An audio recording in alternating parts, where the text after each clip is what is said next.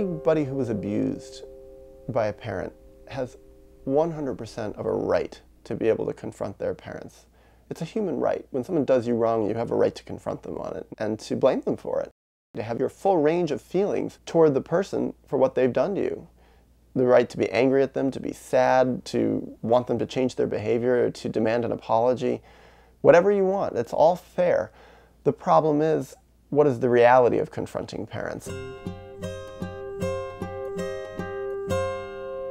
If it was just as simple as you have a right to confront your parents, it's very simple. Confront them, blame them, yell at them, scream at them, tell them, call them on exactly what they've done, and it'll all be okay, then great, go for it. But what I've observed, the reality is I've never seen it be all okay as the result of confronting parents. Watching other people do it and watching myself having done it. What I've observed instead is that the consequences can actually be devastating, and sometimes the consequences can be worse than if there was no confrontation at all. And sometimes it can be worse in some ways, and it can be better in some ways.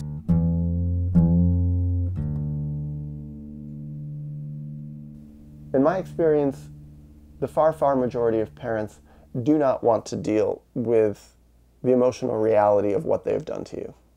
It's too painful for them. It's too shameful. It's too devastating. There's too much guilt in them.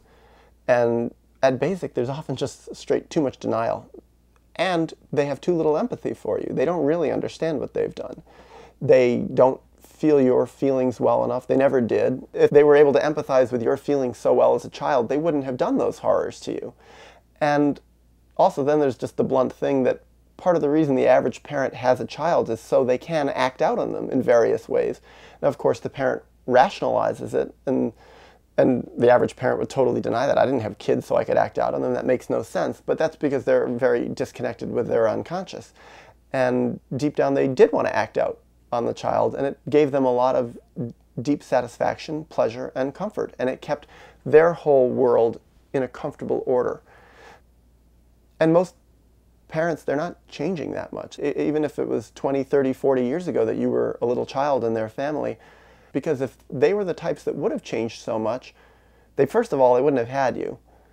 And second of all, they would have come to you before you confronted them, and they would have changed their lives dramatically to never replicate that. And they would have tried to work out their own traumas. And pardon me, but I don't know very many parents that make much effort at trying to resolve their traumas. And I think actually there's many reasons why parents don't do that.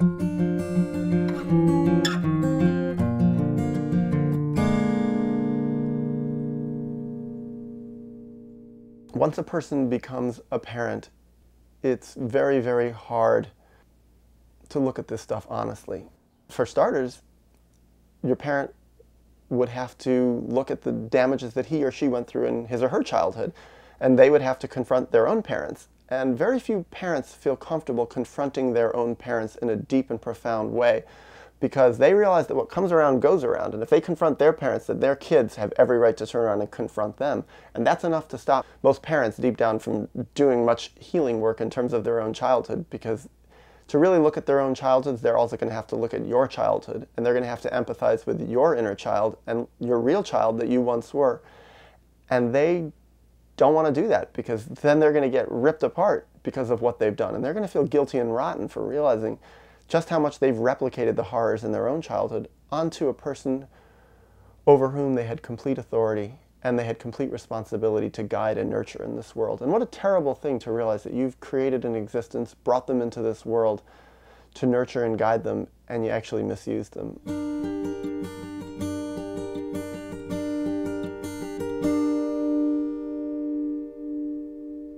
Now, of course, I know some parents that actually have gone to great lengths at confronting their own parents and trying to look at the horrors that they went through in their childhood.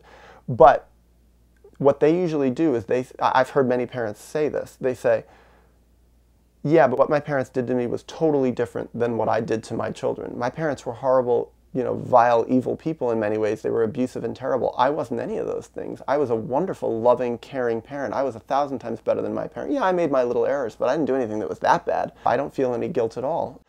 And what it is they're really in denial of the emotional reality of what they did to their children. And very, very often these parents have very little ability to empathize with their children still. All they say is, yeah, my father sexually abused me. I never sexually abused my child, so how can you even say I'm in the same league as my father? And it's like, well, you may not be in the same league, but you're playing the same game.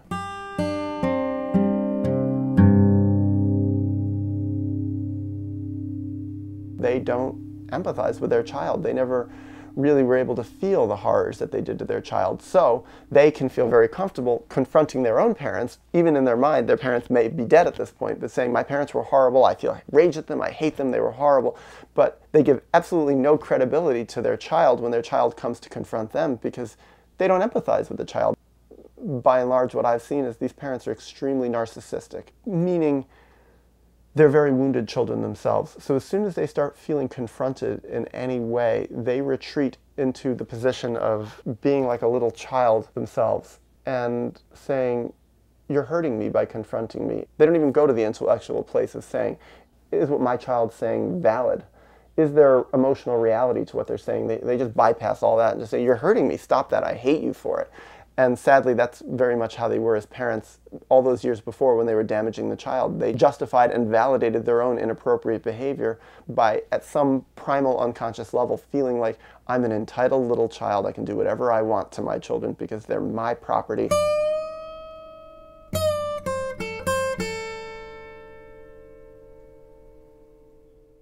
Some people abuse their cars, and their cars don't complain, but the difference is, let them abuse their cars. That's their business. But a car doesn't have a self. A car doesn't have rights as a being. Now, I know people that get very offended when people misuse their car and never change the oil and don't wash it and drive it too fast and change gears too quickly and burn out the clutch and overheat the engine and let leaves get underneath the hood.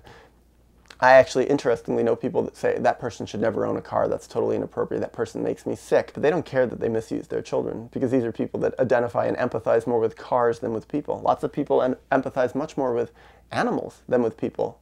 I sometimes wonder about people who spend their lives fighting for the rights of animals, which I can think is a wonderful thing, but at the same time, mostly what it is these people are extremely abused children. They're pretty split off from the emotional reality of what they went through. They don't really empathize with their inner child too much, and instead they project their inner child onto animals, and they fight for the rights of animals.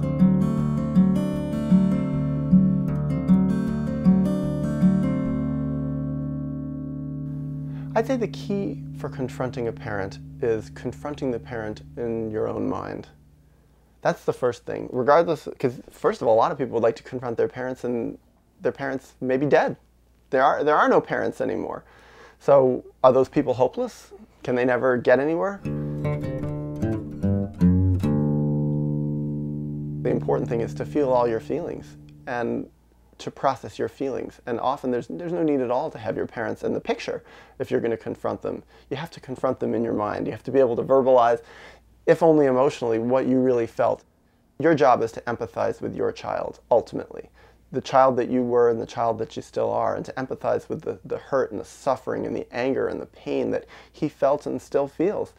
So if confronting your parents in the actual flesh serves that purpose to help you better empathize with yourself, then it may be a worthwhile risk to try. But in many cases, it actually may not help you empathize better with your inner child, and it can actually create a lot more problems.